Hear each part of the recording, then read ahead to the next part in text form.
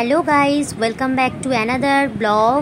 অনেক দিন বাদে ব্লগ করছি এবং আজকে তোমাদের সাথে ব্লগটা একটু অন্য বিষয় নিয়ে এসেছি। তোমরা আগেও দেখেছো এই ব্লগ, তবে আজকে একটু ভালো করে করার চেষ্টা করছি। তার আগে সবাই বলো তোমরা সবাই কেমন আছো? আমরা তো ভালো আছি, যদিও গরম পড়েছে ভীষণ। সবাই খুব সাবধানে থাকো আর ব্লগটা প্লিজ স্কিপ করো না, প্রথম থেকে শেষ অবধি দেখো। প্রথমেই আমরা সকালবেলা উঠে চলে গেছিলাম মিষ্টির দোকানে। কেন মিষ্টির দোকানে গেছিলাম? নিশ্চয়ই প্রথমে তোমরা কিছু কিছু সিন দেখে বুঝতে পেরেছো যে আমি কেন মিষ্টির দোকানে গেছিলাম। মিষ্টির দোকানে গেছিলাম একটু মিষ্টি নেব বলে, যার কারণ বিকেলবেলা মায়ের পুজো আছে, তো সেই কারণে আমি মিষ্টি নেব। তো মিষ্টির জন্য দোকানে এসেছি, প্রচণ্ড ভিড় ছিল। তারপর এই দেখো সন্ধেবেলা সাজুগুজু করে আমরা চলে এসেছি মায়ের মন্দিরের এখানে কিন্তু প্রচুর লাইন রয়েছে। তার আগে আমরা একটু জাস্ট সবাইকে দেখিয়ে নিচ্ছি, ছবি টবিগুলো তুলে নিলাম। এবার আমরা দাঁড়িয়ে আছি কিন্তু লাইনে। এই লাইনটা কিন্তু অনেকটা বড় লাইন এবং মার আদেশ যতক্ষণ না হয় ততক্ষণ কিন্তু এখানে পুজো হয় না। তো যাই হোক, এটা একটা মাহাত্ম্য বলতে পারো এই মায়ের। তো এই দেখো বিশাল বড় লাইন তুমি এখানে দেখতে পাচ্ছ। এই যে লাইনে আমরা দাঁড়িয়ে আছি, কিছুটা কিন্তু এগিয়ে এসেছি এবং মোটামুটি ধরে রাখো প্রায় 1.5 থেকে 2 ঘন্টা লাইনে দাঁড়াবার পরেই কিন্তু আমরা মায়ের মন্দিরের কাছে পৌঁছাতে পারবো, কারণ এত বড় লাইন। তাও আমরা কিন্তু পেছনের লাইনটা দিয়েছিলাম। আমি কোথায় এসেছি তোমাদের বলে দেওয়া উচিত, সেটা হচ্ছে কোন্নগর শ্রী শ্রী শকুন্তলা রক্ষাকালী মাতার 131 না হলে 35 হবে পুজোতে আমরা এসেছি, 35তম পুজোতে আমরা এসেছি। Sorry for mistake. এই দেখো মন্দির খুব সাজানো হয়েছে, খুব সুন্দর করে সাজানো হয়েছে। প্রত্যেক বাড়ি খুব সুন্দর করে সাজানো হয় আর লাইটিংটা তো খুব সুন্দর লেগেছে আমার। এবার দেখো পুরো ঠিক যেমন ম্যাডক স্কোয়ারে পুজোর সময় লাইটিং হয়ে থাকে সেরকম ধরনের লাইটিং, দারুণ লাগছে জাস্ট। এটা কিন্তু এই যে সামনের যে রোটার লাইনটা দেখছো, এটা কিন্তু সামনে মানে মায়ের মন্দির একদম ফ্রন্টের দিককার লাইন, ঠিক আছে। এবার আমরা দেখো আমাদের পুজো দেওয়া যেহেতু হয়ে গেছে, এবার আর মেলাতলা আমরা ঘুরিনি, কারণ ভীষণ টায়ার্ড ছিলাম। এই বাড়ির পথে প্রায় এগোচ্ছি। তো এখান থেকে যাওয়ার সময়, এটা বড় মার মন্দির ছিল, কিন্তু এই যে মন্দিরটা দেখতে পাচ্ছ এটা হচ্ছে মনসাতলা বারোয়ারি।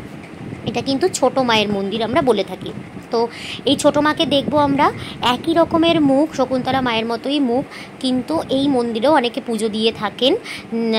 এটা ক্রাইপার রোডে আছে, দেখতেই পাচ্ছ, ওখানে হোর্ডিংয়ে লেখা রয়েছে। আর এখানেও অনেকে পুজো দেন, যেহেতু অনেকে আছে ওই ভিড় সামলে ওই অত দূরে গিয়ে ওখানে পুজো দিতে পারেন না। এখানেও কিন্তু বলি হয়, এখানেও পুজো হয়। আর এই মায়ের বহু বছরকার পুজো এবং আমার যতটা শোনা কথা যে মা ভীষণ জাগ্রত, সবার মনস্কামনা মা পূর্ণ করে থাকেন।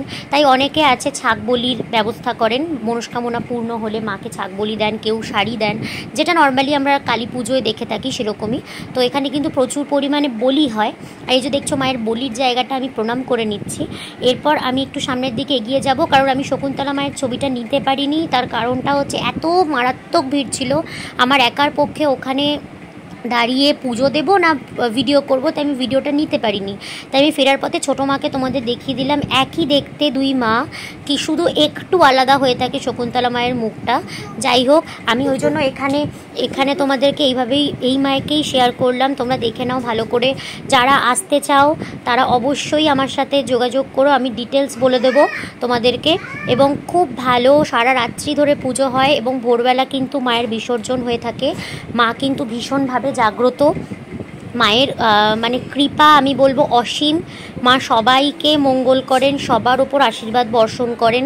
দেখতে পাচ্ছ কোটি কোটি ভক্ত, শুধুমাত্র কোন্নগরবাসী যে তার নয়, আগের দিন থেকে জল ঢালা হয় মায়ের বেদিতে, অনেকে দণ্ডি কাটেন। আমি যতটা ছোটোবেলা থেকে দেখে আসছি আগের দিন থেকেই এগুলো হয়ে থাকে। পরের দিন কিন্তু মা একদিনেই তৈরি হন এবং একদিনেই রং হয়ে একদিনেই মা মন্দিরে আসেন এবং একদিনেই মাকে বিসর্জন করা হয়। এটাই কিন্তু মায়ের পুজোর মাহাত্ম্য।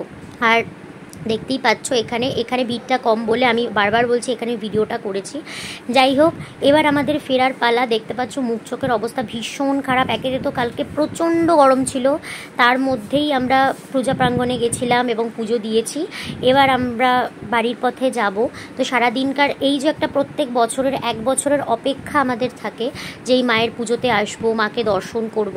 দেখো আমি একটু জানলার পাশ দিয়েও কিন্তু তোমাদের মাকে দেখিয়ে দিচ্ছি। হ্যাঁ, মাকে এখান থেকেও দেখা যাচ্ছে, যারা ভেতরে যেতে পারছেন না তারা এখান থেকেও দেখে নিচ্ছেন। এবং এই যে বাড়ি চলে এসেছি দেখছো, এই দুটো দস্যু মিলে এখন দাঁড়িয়ে নিয়ে গান নিয়ে খেলছে, দেখতেই পাচ্ছ। ওদের জন্য গানগুলো আমরা কিনে এনেছি সামনে থেকে যা পেয়েছি। তাহলে চলো, ব্লগটা কেমন লাগলো প্লিজ জানিও। আবার একটা দেখা হবে নতুন কোনো ব্লগে।